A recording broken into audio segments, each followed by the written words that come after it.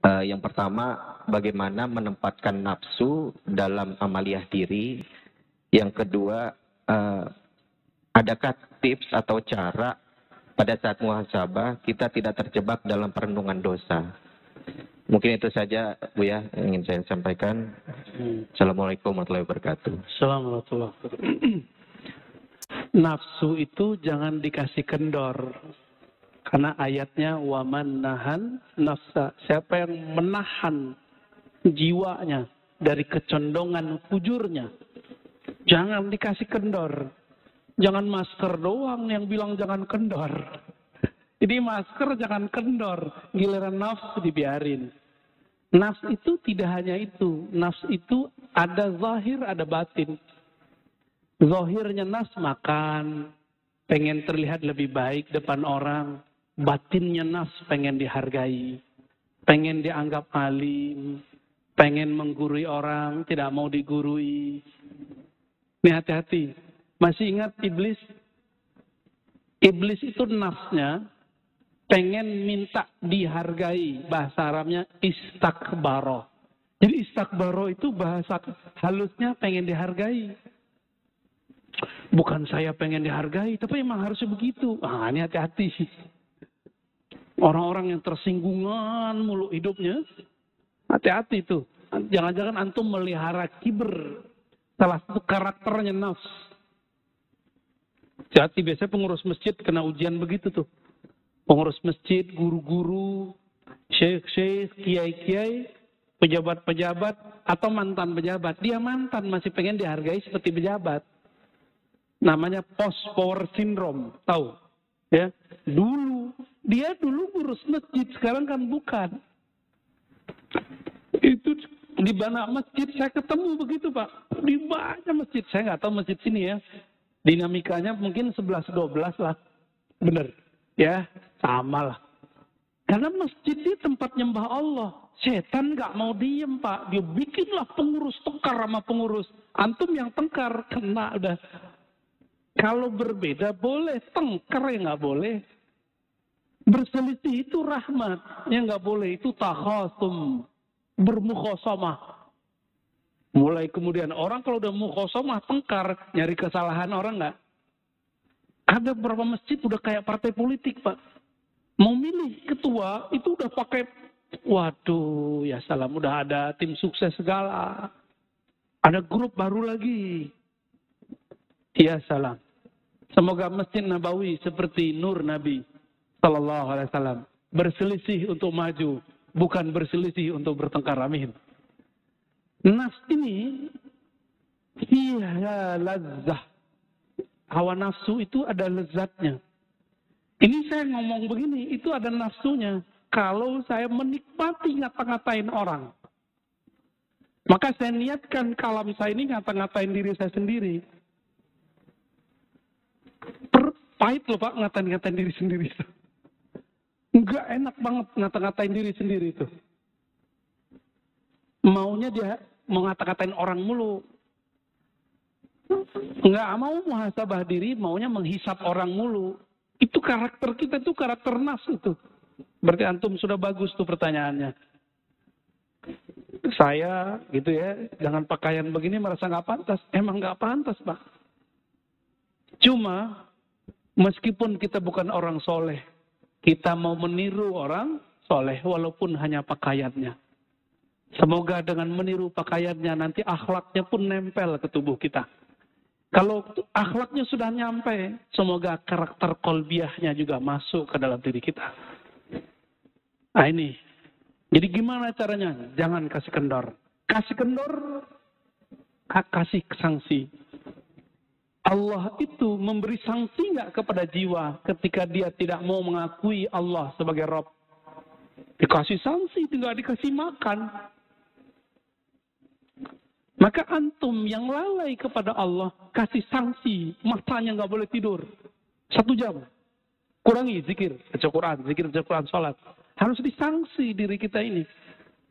Diberikan dia hukuman, disiplin. Masa orang ada disiplin kerja mencari dunia, tapi dia nggak disiplin kerja untuk akhirat.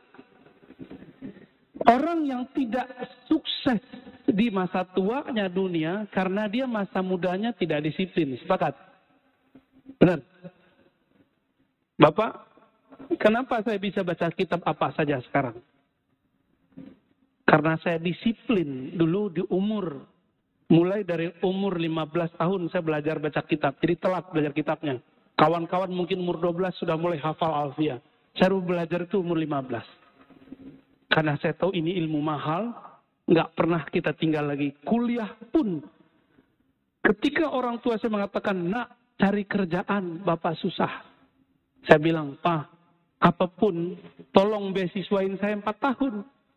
Dan benar-benar Pak, saya 12 tahun mendidik nafsu saya untuk tidak pacaran. Ya, itu 12 jam setiap hari. Enggak hura-hara ke sana sini. Sibuk baca buku masuk. Jadi merbot di pesantren. Azan. Kadang-kadang imamnya nggak ada, kita jadi imam. Yang paling gawat apa? Dosen kita, ini pesantren mahasiswa. Dosennya nggak ada. Kita masih santri, orang pada ngelirik. Terpaksa kita maju. Di situ saya baru tahu kalau saya banyak baca, Pak. Tapi saat itu karena guru jauh, kolbu masih ada sombong. Bertambah ilmu, tambah sombong. Bertambah bacaan, bertambah belagu. Itu saya alami dulu. Ini kan ada mahasiswa kita di sini udah jadi ustadz juga ya. Ibnu Hajar. Dia kan jurusan filsafat tuh. Ya, 11-12 lah kayak dia dulu. Bertambah baca kitab, bertambah sombong. Jadi saya kalau baca kitab dulu niatnya mau debat orang. Serius Pak. Jadi kalau baca ngapal hadis, saya niatin untuk debat salafi. Kalau baca kitab akidah, mau ngelawan Syiah, liberal. Kalau baca kitab filsafat, mau ngalahin orang-orang yang sok-sok ngomong filsafat. Bener-bener dulu. Gak ada yang bener. Kenapa? Di kolbu ada kiber. Di dalam jiwa ada karakter sombong yang belum dibenerin. Ketika bertambah sholat, bertambah sombong. Inilah yang terjadi pada orang baru hijrah jadi ustadz. Dirinya belum diberesin. Apalagi mu'alaf. Bertahun-tahun dia makan haram. Sekarang mu'alaf dikasih panggung, nggak mau jadi santri.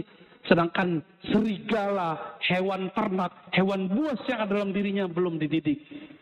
Jadi tazkiyatun nafs ini, kalau bahasa guru saya dulu, saya masih ingat Syekh Maulana Muhammad Nuruddin Al-Khalidi An-Naqsyabandi. Lalu Syekh Hasan Basri Jalil Al-Qadiri As-Samani. Apa kata mereka? Tazkiyatun nafs itu nak, sama dengan mendidik anjing galak dalam hatimu, dalam jiwamu. Kamu itu sama, bahkan lebih jahat daripada anjing. Saya digitu-gitu sama guru saya dulu. Kamu itu lebih nakal daripada babi. Lebih jorok otaknya, seksnya daripada babi. Lebih sombong daripada monyet. Lebih sombong daripada binatang-binatang buas. Itulah kamu. Lebih nyala daripada anjing. Sekarang jadikan dia kerangkeng dia. Itu yang disebut dengan khalwat. Jadi berkhalwat itu untuk itu Pak. Apa yang lakukan orang khalwat? Puasa, zikir, sholat, kurangin melek, kurangin ngomong, kurangin mikir, banyakin zikir. Tapi harus dengan ilmu. Harus dengan syekh mursyid yang alim. Alim ilmu nafs. Kalau nggak terhalu, ngaku jadi Tuhan kayak Ahmad Musodek atau ngaku jadi Nabi ya. Ahmad Musodek jadi Nabi dia. Itu prestasi orang Betawi Pak. Ada Nabi dari orang Betawi satu ya. Lumayan. Nabi ke-26. Baik. Terjawab ya. Tentang nafs. Udah. Apa yang kedua tadi?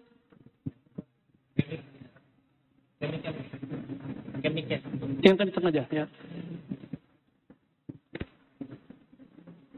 Satu.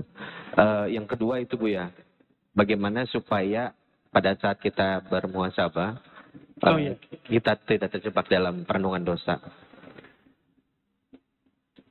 Muhasabah itu adalah cara kerja taubat. Muhasabah itu efeknya dua. Dua-duanya bagian dari tobat. Pertama, melupakan dosa, namanya move on. Antum jadi semangat. Tapi orang yang semangat, lupa dengan dosanya, bisa terjebak lagi. Kan setan nggak mau diem, Pak. Nanti ada setan jadi orang soleh. Gimana ciri-cirinya?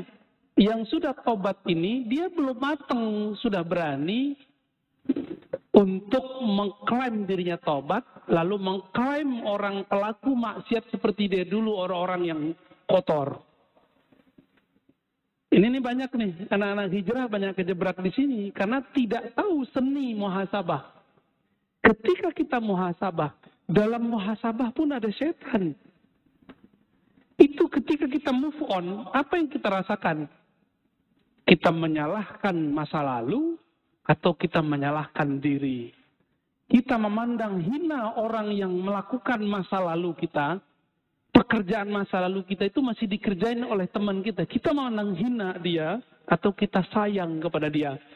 Kalau antum sayang kepada dia, mengasihi dia, berarti sukses tobatnya. Innallaha yuhibbut tawwabin. Terjemahannya apa? Allah cinta orang yang tobat. Itu terjemahan antum. Kalau terjemahan ilmu ma'rifatnya beda lagi. Allah cinta para pendosa yang sadar dari dosanya. Itu arti aslinya. Berarti orang maksiat bisa dicintai Allah. Bisa.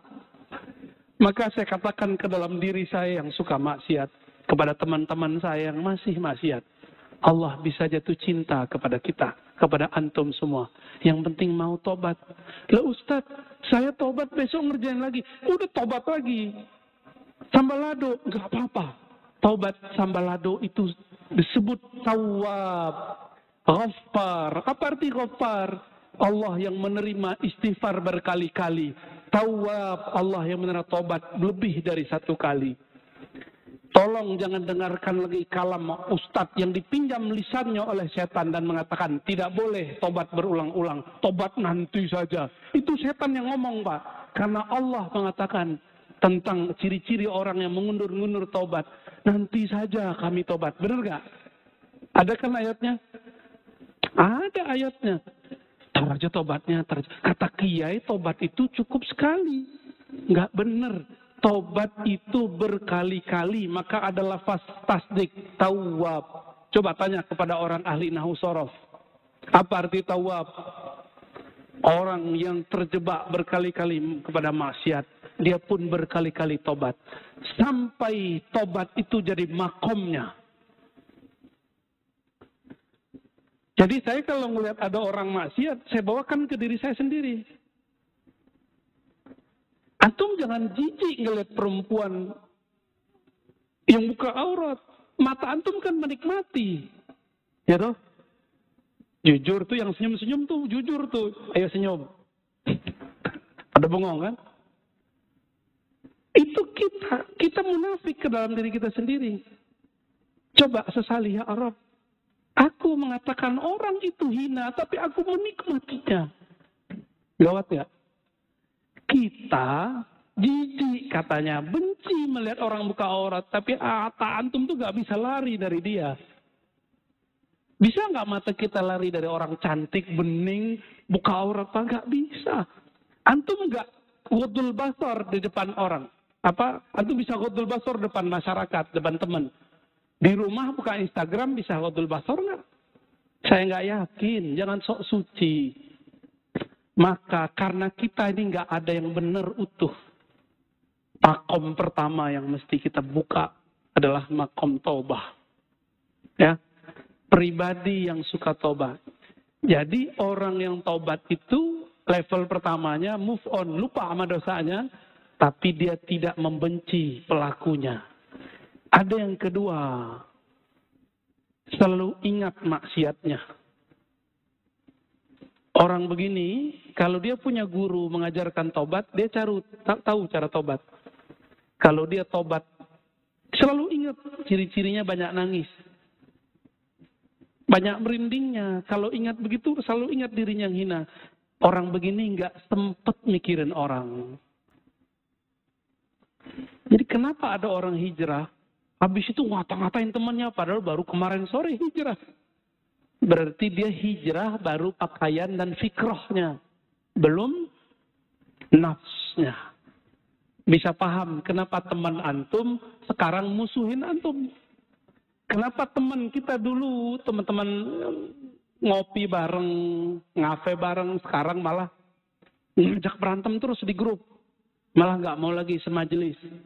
Itu karena dia baru di sini hijrah, tapi di dalam ini belum hijrah, apalagi kolbunya, ya. Mana ada orang ahli zikir sibuk posting video, ya nggak? Cukup lah ya. Baik teman-teman, cukuplah ayat ini. Waman jahada fina lanahdiyannahum subulana. Mau sampai kepada Allah, mujahadah.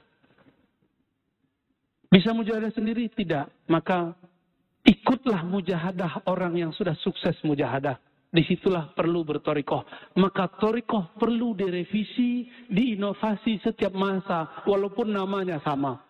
Torikohnya Naqsyabandiyah, tapi ada revisi di dalamnya. Zikirnya nggak perlu direvisi, tapi metode mujahadahnya direvisi. Qadiriyahnya direvisi, jangan kaku bertorikot. Bukankah Syekh Abah Anom juga merevisi? Bukankah Syekh Ahmad Khatib Sambas juga merevisi? Dari 2 torikot digabung jadi 1. Bukankah Abul Hasan Syazili juga merevisi? Bukankah Imam Maulana Khalid An-Naqsyabandi juga merevisi 5 torikot? Bukankah Syaziliyah Darqawiyah juga merevisi? Semua mereka merevisi. Tapi kok nyampe sekarang torikot jadi kaku, orang-orangnya jadi saklek, berarti ada yang tidak beres dalam keilmuan bertorikoh. Maka ambillah ilmu ini dari orang berilmu, jangan dari orang yang tidak berilmu. Sering mendengar kajian Ustaz. Alhamdulillah bisa hadir tatap langsung. Yang ingin saya tanyakan, boleh nggak kita tuh mencari-cari perhatian Allah? Boleh nggak? Itu termasuk baik atau tidak gitu? Demikian. Assalamualaikum warahmatullahi wabarakatuh. Mencari perhatian Allah. Ya, boleh nggak cari perhatian Allah? Seneng Allah. Tapi hati-hati. Antum cari perhatiannya dengan cara apa? Kalau dengan cara minta-minta, Allah biarin kita minta mulu. Kata Allah, aku senang mendengarnya meminta. Engkau dikasih-kasih. Kasihnya ntar. Cara mencari-cari perhatian Allah terbaik, tercepat, paling mujarab adalah mengenalnya, lalu mengingatnya. Cuma itu. Allah itu paling senang dikenal. Jadi paling senang narsis. Allah itu maha narsis. Kita nggak boleh niru itu sifatnya Allah. Hanya Allah yang boleh merasa pengen terkenal. Kita nggak boleh, Pak. Ya, nggak enak terkenal itu, cukup Allah aja yang terkenal. Jadi gimana caranya? Kenali dia, sebut-sebut namanya. Itulah cara mencari perhatian Allah yang paling indah. Nanti Allah nggak akan kerjain kita. Kalau orang doa, malaikat naik ke atas. Allah nanya, pura-pura nanya. Allah ini kan suka canda. Allah itu santai. Antum aja yang tegang kan? Malaikat, itu hambaku kamu tinggalkan lagi ngapain? Ya Rabb, dia sudah meminta-minta kepada engkau. Tapi kenapa engkau belum kunjung menjawabnya? Apa kata Allah? Aku senang mendengar dia cari-cari perhatian. Dengan cara doa. Nangis-nangis, biarin aja dulu. Jadi antum doa, pasti dilama-lamain sama Allah. Terus gimana supaya nggak dilama-lamain sama Allah? Fazkuruni azkurukum, langsung sebut aku, ingat aku langsung jawab ingatanmu. Aku sambut ingatanmu. Maka dalam hadis Imam Tirmizi, hadis imam-imam yang lain disebutkan, man syaghalani dzikri, siapa yang sibuk dengan mengingatku sehingga tidak sempat berdoa kepadaku, an mas'alati, aku berikan kepadanya apa yang diberikan kepada orang-orang yang meminta. Orang meminta belum dikasih, orang zikir kepikiran langsung dikasih. Apa bedanya? Kalau kita zikir, Allah pandang kolbu. Kalau antum meminta, Allah lihat, di kolbunya baru ada emas. Di kolbunya ada fulus. Di kolbunya baru ada pengen terkenal. Di kolbunya baru kapan dia kemudian berdoa merindukan aku. Itu yang ditunggu-tunggu sama Allah. Tapi kalau orang zikir, subhanallah, tanpa niat apa-apa kecuali ingin mengingat Allah, terbersit selain Allah, Allah tidak ridho, Allah cemburu, maka Allah cepat-cepat kirim itu supaya orang ini tidak berhenti berzikir. Ini tipsnya para aulia, ya. Kenapa wali-wali itu kalau yang pengen kaya, kaya. Ada wali nggak pengen kaya, maka nggak dikasih Allah kaya. Ada wali nggak mau terkenal, udah meninggal, nisannya digedein orang, dibuat gede-gede kubah. Tiba-tiba terjadi hujan. Kubahnya yang baru dibuat, kena angin, diterpa badai, langsung runtuh. Mimpilah orang yang bangun. Saya pengen dibenam di bumi, tidak terkenal, kamu malah ingin mengenalkanku. Ada juga wali begitu, Pak. Udah meninggal masih bisa negur orang. Karena wali gak pernah mati. Wali itu di sisi Allah Subhanahu wa ta'ala. Itu cara-cara perhatian yang benar, ya. Jangan cari perhatian pakai maksiat. Ntar mati lagi maksiat. Karena ada yang mau cari perhatian Allah lihat maksiat. Mati lagi maksiat gimana? Gitu ya. Wallahu a'lam bishawab.